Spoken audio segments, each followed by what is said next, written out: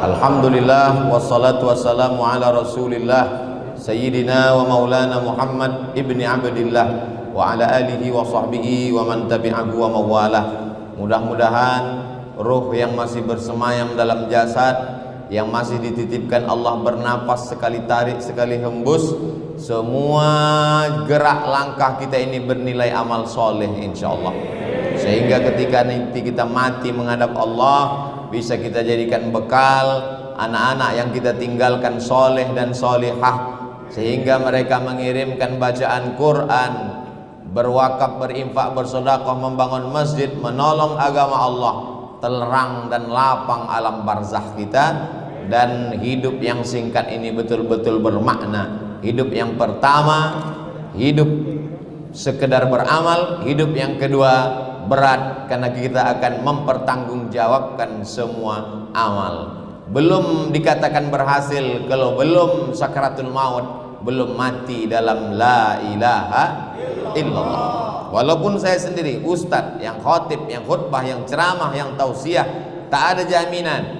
Makanya di antara doa yang kita mintakan kepada Allah, Allahumma khtim lana bi husnil khatimah. Cara husnul khatimah adalah istiqomah. Cara istiqomah adalah dengan berjamaah. Cara berjamaah adalah dengan cara hijrah. Yang sudah hijrah alhamdulillah, yang sudah hijrah segera menggabungkan diri dengan jamaah. Yang sudah berjamaah insyaallah istiqomah. Yang istiqomah pasti buah hasilnya adalah husnul khatimah. Alhamdulillah Ustaz Somad, sejak mendengarkan ceramah Ustaz, suami saya ini istiqomah.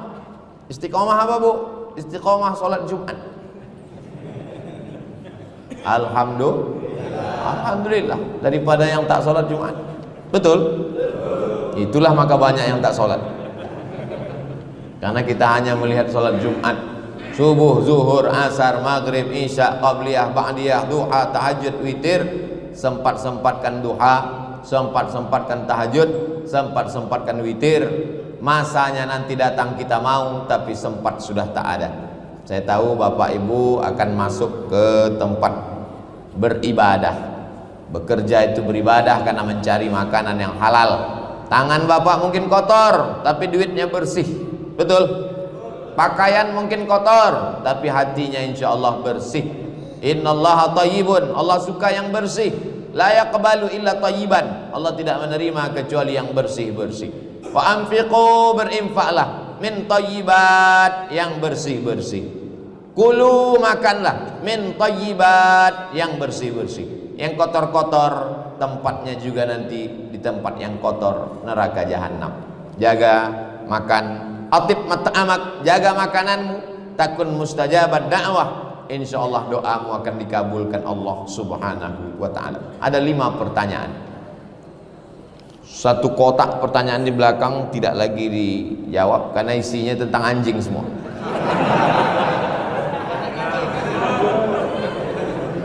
Di mana batas moderasi beragama agar tidak terlalu ketat dan tidak juga terlalu longgar? Yang terlalu ketat mengatakan kalau tidak seagama denganmu halal darahnya, pancung kepalanya, maka ini ekstrim. Yang satu lagi mengatakan kita sama-sama manusia, maka boleh melakukan apapun yang kita suka. Ini pun juga ekstrim kiri, liberal, sekuler.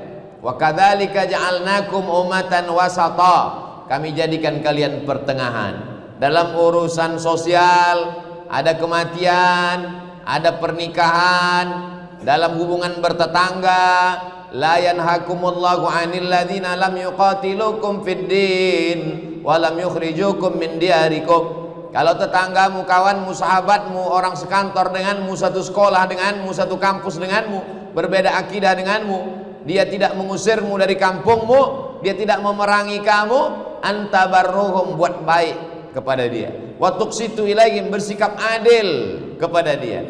Boleh berbuat baik dan bersikap adil selama dia tidak memerangi dan tidak mengusir kita dari kampung halaman. Ini yang disebut dengan hubungan sosial. Adapun kalau sudah masalah ritual, masalah ibadah, masalah rumah tempat yang disucikan Allah, maka tidak ada tawar menawar. Wala ana abidum ma battum wala antum abiduna ma a'budu lakum dinukum. Islam ini bukan agama kemarin sore. 1443 tahun, 14 abad, masuk abad ke-15 berjalan. Di India dia pernah berkuasa, di Mesir dia berkuasa, di Eropa Andalusia dia pernah berkuasa. Bisa sejalan, bertetangga dengan berbagai macam. Di India dengan Hindu, di Eropa dengan Kristen, Katolik dan Ortodok, bisa berjalan bersama. Jangan ajari ulama kita tentang berinteraksi sosial dengan berbeda agama. Kita jaga ini, kita jelaskan ke anak-anak kita supaya mereka tidak terjerumus ke ekstrim kanan maupun ekstrim kiri. Semua yang ekstrim tidak baik. Yang baik itu es krim. Itu pun jangan banyak-banyak, bisa panas dalam dan batu. Apa hukumnya menerapkan sistem demokrasi kapitalis, dan apa hukumnya mengatakan syariat Islam secara kafah dalam bingkai khilafah? Ada yang namanya fikih. Fikih itu dibagi lagi, ada namanya fikih ibadah, salat, zakat, puasa, haji. Ada lagi namanya fikih muamalat, jual beli, dagang, mudharabah, bagi hasil, murabahah, permodalan, musaqah, sewa menyewa, gadai menggadai, menghidupkan tanah untuk pertanian. Ini namanya fikih muamalah, ekonomi. Ada lagi namanya fikih jihad. Siapa yang akan diangkat menjadi panglima jihad, siapa yang itu kafir harbi, siapa kafir zimmi, siapa yang non muslim tapi tetap dijaga darahnya. Ada namanya fikih siyasah, disebut juga dengan siyasah syar'iyah, disebut juga dengan min fiqhid daulah, disebut juga dengan fiqhul khilafah. Ditulis oleh ulama mazhab Syafi'i, meninggal 450 Hijrah. Namanya Imam penarang kitab Al-Hawi Al-Kabir. Itulah dia kitab yang ditulis berjudul Al-Ahkam As-Sultaniyah, Imam Al-Mawardi. Al-Ahkam, hukum-hukum, As-Sultaniyah tentang kekuasaan. Bagaimana cara mengangkat pemimpin? Wa amruhum syura bainahum, bermusyawarah di antara kita. Bagaimana cara mengangkat ulil amri? Nama orang yang bermusyawarah itu namanya ahlul halli wal aqdi, karena tidak sama antara suara orang yang berilmu dengan orang yang tidak berilmu. Sedangkan dalam demokrasi tak ada beda antara suara diplomat dengan penjual tomat. Penjual tomat jangan tersinggung, nanti takut saya asosiasi penjual tomat melaporkan saya pula. Itu sekedar perumpamaan saja. Maka orang-orang yang berilmu, orang-orang yang cendekiawan, orang-orang yang alim ulama bermusyawarah untuk mengangkat pemimpin. Lalu pemimpin tadi punya wajib 5, 10. Begitu dalam kitab Al-Ahkam As-Sultaniyah. Menjaga perdamaian, mendamaikan orang yang berkonflik, menjaga agama dari kesesatan, menjaga orang susah jangan sampai tak makan. Itulah mengapa para sahabat berkumpul di Saqifah Bani Sa'idah. Mereka bermusyawarah, masing-masing punya calon. Orang Muhajirin punya calon Umar bin Khattab, orang Ansor punya calon Sa'ad bin Ubadah. Mereka bermusyawarah, tereliminasi Sa'ad bin Ubadah karena dia tidak Quraisy. Karena hadis Nabi berkata, al-a'immah min Quraisy, pemimpin mesti diangkat dari golongan Quraisy. Akhirnya terangkatlah Umar bin Khattab. Tapi kata Abu Bakar Siddiq, Umar bin Khattab mengatakan Abu Bakar lebih layak, karena waktu Nabi sakit Abu Bakar yang diangkatnya menjadi imam sholat. Imam sholat mengindikasikan akan menjadi imam besar, imam sebuah kekuasaan. Diangkatlah Abu Bakar Siddiq. Meninggal Abu Bakar, Abu Bakar berwasiat, kalau aku meninggal nanti akan naik Umar. Umar pun naik. Meninggal Umar bin Khattab, Umar tidak meninggalkan wasiat. Sahabat berkumpul bermusyawarah. Lalu kemudian tinggal 6 orang. 6 orang menetapkan, naiklah Utsman bin Affan. Sayyidina Utsman meninggal terbunuh, ditikam oleh Abu Lu'lu'ah. Umar bin Khattab meninggal, Utsman meninggal, Umar bin Khattab ditikam Abu Lu'lu'ah Majusi. Lalu kemudian Utsman bin Affan dibunuh sedang membaca Al-Quran. Lalu kemudian bermusyawarah, diangkatlah Sayyidina Ali. Islam tidak ada mengangkat anak setelah orang tua meninggal, sistem monarki.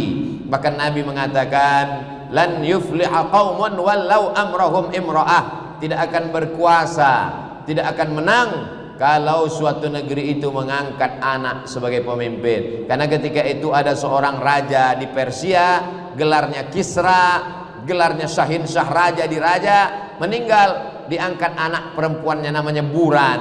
Padahal dia tidak punya kecakapan politik, dia tidak ahli apa-apa, tapi diangkat juga. Islam datang untuk menebarkan firman Allah, wa amruhum syura bainahum, bermusyawarah. Adapun zaman sekarang, bagaimana cara bermusyawarah? Orang dipanggil datang ke tempat pemilihan untuk mengambil kertas, dicoblos. Maka kata Syekh Yusuf Al-Qaradawi dalam kitab Min Fiqhid Daulah, sampulnya berwarna hijau tua, dicetak oleh Darus Syuruk, Beirut, Lebanon. Kalau ada yang warna sampulnya lain, berarti bukan buku saya. Di situ dikatakan, ketika saya mencoblos calon bupati, calon gubernur, calon presiden, saat itu saya sedang bersaksi di hadapan Allah. Aku Abdul Somad bersaksi bahwa orang ini layak amanah menjadi pemimpinku 5 tahun ke depan. Oleh sebab itu maka persaksian saat mencoblos itu adalah persaksian akan dituntut di hadapan Allah. Ala adullukum ala akbaril kabair, maukah kamu aku tunjukkan dosa terbesar di antara dosa besar? Di antara dosa besar adalah yang pertama syirik, yang kedua uququl walidain, durhaka kepada orang tua, yang ketiga syahadatuz zur, kesaksian palsu. Kenapa dia pilih? Karena tadi pagi habis sholat subuh dapat serangan pajar, kena sawer 100.000. Insya Allah jamaah ini kalau dikasih 100.000 tidak akan berkhianat, betul? Tapi kalau 100 juta istikharah dulu.